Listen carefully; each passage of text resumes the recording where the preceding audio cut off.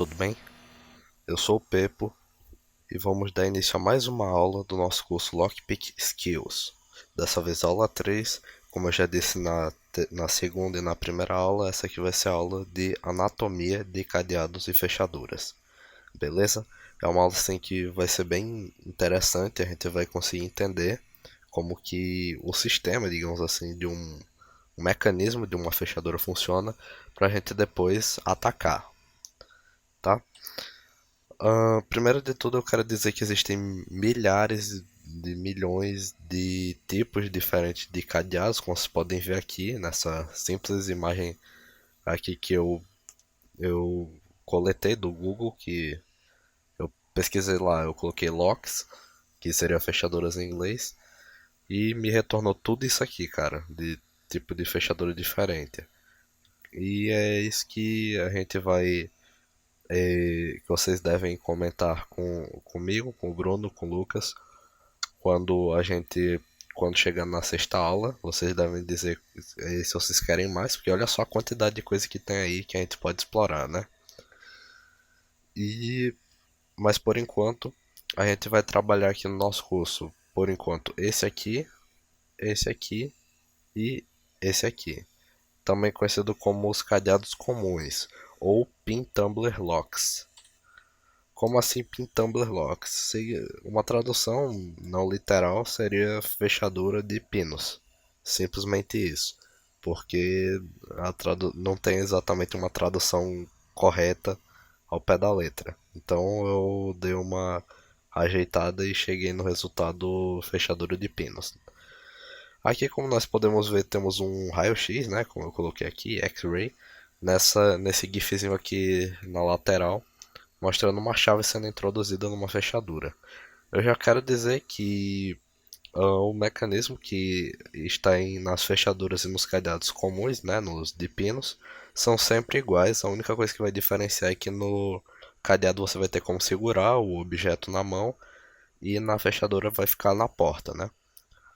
Ahn, Como vocês podem ver aqui nesse GIF, ao ser inserida essa chave, esses negocinhos vermelhos que são pinos, eles que antes, por exemplo, agora estão todos desalinhados, eles vão sendo alinhados aqui e ficam todos nessa única linha.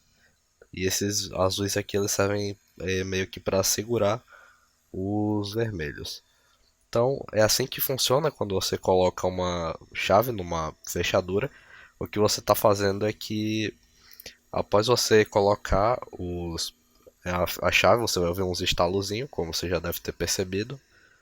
Aí esses estalos são justamente os pinos sendo levantados por esses valezinhos que tem aqui na chave. Esse vale, esse vale, esse vale, esse vale. E esses vales fazem com que cada pino desse fique na altura que ele deve estar para que o mecanismo se acione. Tá? Isso é como se fosse uma biometria, uma digital das fechaduras, que vai fazer com que ela só seja possível de ser aberta utilizando uma chave única. Não, praticamente não existe nenhuma fechadura com uma chave ahn, que seja no mundo igual a que ela foi projetada para receber. A menos que você vá no chaveiro e peça pro cara fabricar outra igual. Mas fora isso, não existe. E o que a gente vai conseguir fazer no nosso curso é justamente burlar a necessidade de colocar uma chave para a gente fazer esse alinhamento dos pinos e a gente consiga girar e ativar o mecanismo. Beleza? Agora vamos dissecar como que esse mecanismo funciona em si. A gente teve uma visão meio que superficial no slide anterior, naquele GIF. Aqui nós podemos ver o seguinte: vamos do que tem mais para fora, vamos indo para o que está mais para dentro. Primeiramente, essa coisa verde aqui, isso aqui, que é onde fica todo o mecanismo, é chamado de corpo ou casca, sei lá como você preferir chamar, eu prefiro chamar de corpo. A segunda coisa que está aqui mais para fora é essa partezinha amarela aqui, que seria o cilindro. Esse cilindro é o que ele vai conter o caminho da chave, que é o local onde a gente insere a chave, é o buraco que a gente coloca a chave, tá? Então o cilindro contém o caminho da chave, que é onde a gente encaixa a chave. Dentro dele a gente pode ver que tem esse meio que esse triângulozinho aqui, esse meio triângulo retângulo que vai daqui até ali, essa partezinha inteira aqui, que você já deve ter notado que nos cadeados e fechadores tem. A função deles é segurar os pinos de chave. Os pinos de chave eles têm tamanhos diferentes e todos ficam apoiados nessa partezinha aqui que eu mencionei, nesse triângulozinho que não tem um nome específico, para que eles justamente quando, sei lá, um cadeado fique de cabeça para baixo, eles não caiam e você acabe tendo seu cadeado todo desmontado pela ação da gravidade, né? Então, os pinos aqui da chave eles têm tamanhos diferentes, como dá para perceber. Em cima deles nós temos os pinos guia. Não é essa a tradução literal, mas é o melhor que eu pude fazer, pinos guia. Que eles também têm tamanhos diferentes para corresponder com o tamanho desses pinos da chave, né? Como vocês podem ver, a altura no final são iguais, porém a parte de baixo que é diferente para coincidir com os de baixo. Em cima deles nós temos aqui essas molas, que é mola mesmo, não tem outro nome. Aqui, nesse onde ficam as molas, é chamado de espaço para os pinos. Não é essa, de fato, não é essa tradução. Muito longe disso, mas é o melhor que eu pude fazer para fazer uma tradução interessante. É um espaço, digamos que a casinha que onde cada pino vai ficar, né? Então tem aqui as molas que ficam aqui dentro e consequentemente posteriormente os pinos também. O que acontece aqui? Nessa casa aqui existe a divisão entre todos esses espaços das molas e aqui temos o cilindro. Nessa divisão entre essas duas coisas existe a linha de alinhamento.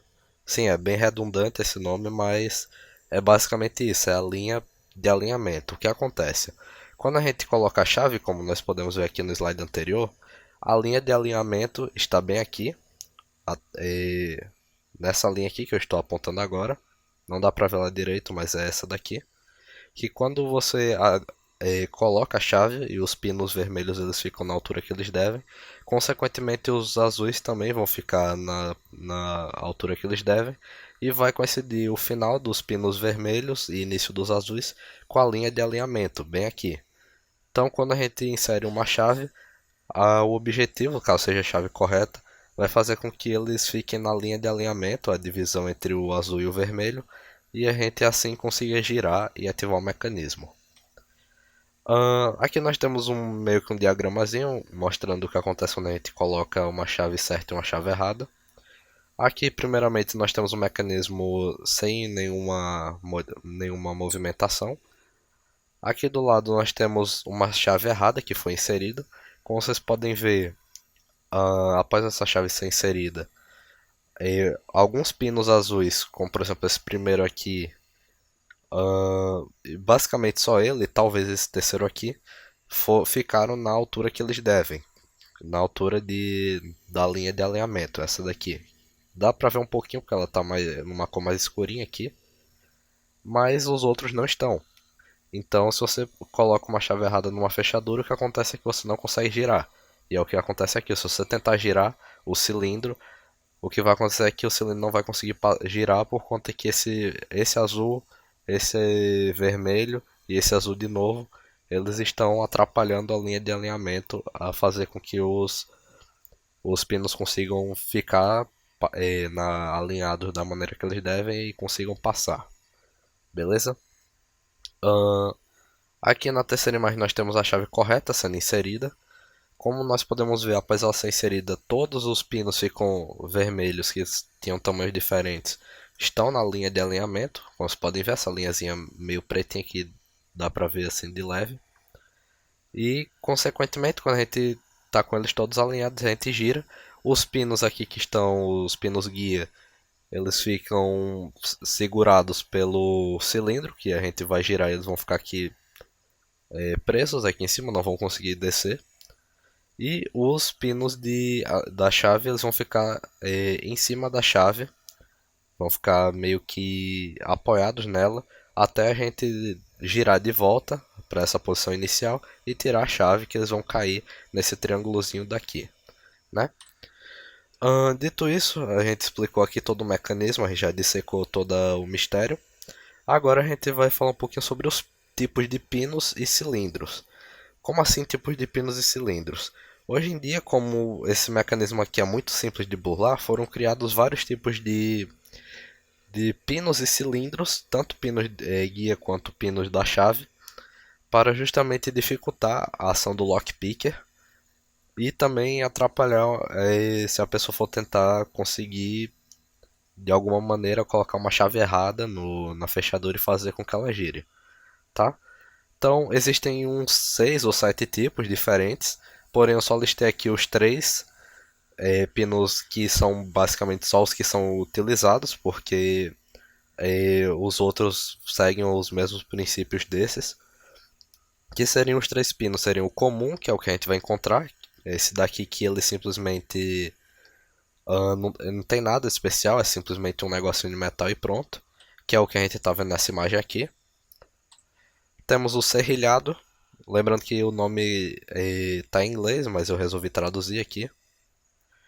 Ele é igual a esse pino, sendo que ele possui meio que uns dentinhos, meio que uns valezinhos e uns dentinhos nele.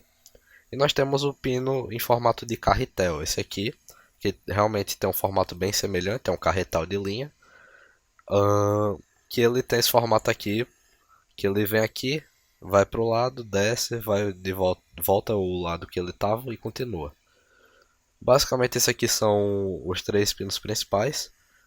Eles são pinos de segurança, como eu já havia dito, para fazer a dificultação do lockpicker. Porém, como nenhum sistema é seguro, sempre há uma falha neles. É possível de burlar a segurança que eles teoricamente trariam, né? Aqui eu peguei dois GIFs para que são bem autoexplicativos, que você já vai entender como que eles funcionam, tanto o pino normal quanto o pino de carretel, que é com certeza os que vocês mais vão ver. O serrilhado nem tanto vocês vão ver, acho que o terceiro mais famoso, depois dele o resto é mais raro de aparecer. Como vocês podem ver aqui, nós temos o pino comum, que é aquele que eu falei que é bem simples. Ele, quando a gente coloca a chave, ele vai levantar o pininho da chave e, consequentemente, vai pressionar a mola e vai deixar com que o pino guia levante. E a gente vai poder girar a chave porque ele vai estar nessa linha de alinhamento, né? Já o pino carretel é um pouquinho mais complexo. Como a gente pode ver, se a gente tentar girar a chave, a gente até que pode conseguir, porém ele fica por causa desse espacinho vazio nele, na hora que a gente tenta fazer um lockpick convencional, ele acaba enganchando na, na parte aqui do corpo da nossa fechadura, ele acaba não passando. Então a gente teria que levantar um pouquinho mais e para conseguir fazer o cilindro girar totalmente.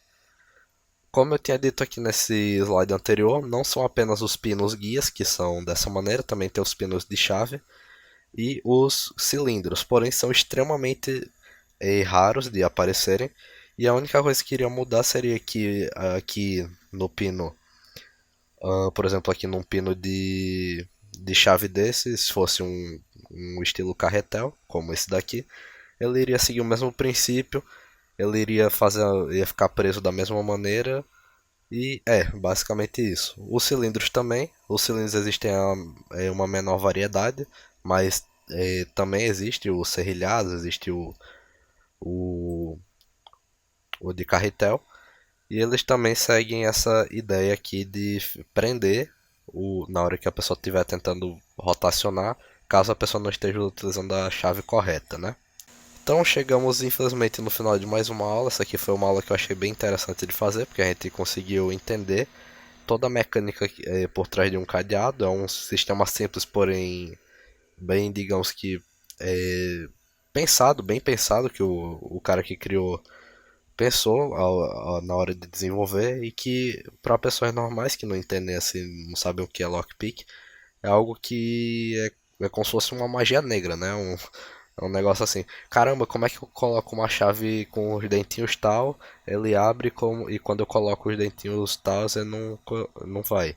É como a gente pode ver aqui nessa imagem aqui de frente, nessas duas imagens de frente, que eu escolhi que elas demonstram exatamente o que acontece, né? E também nesse slide aqui que a gente vê a chave incorreta e a chave correta sendo colocadas, né? Então, é basicamente isso. Aqui estão os meus contatos para você dar o feedback da aula e também sugerir alguma coisa. O meu Discord é p por hashtag 0555. Meu e-mail é davidp@gmail.com. Meu Telegram barra WhatsApp é mais 5584997545572. Até me enrolei aqui. E é basicamente isso, né? Então vou ficando por aqui. Pepe se despedindo. Fui. Tchau.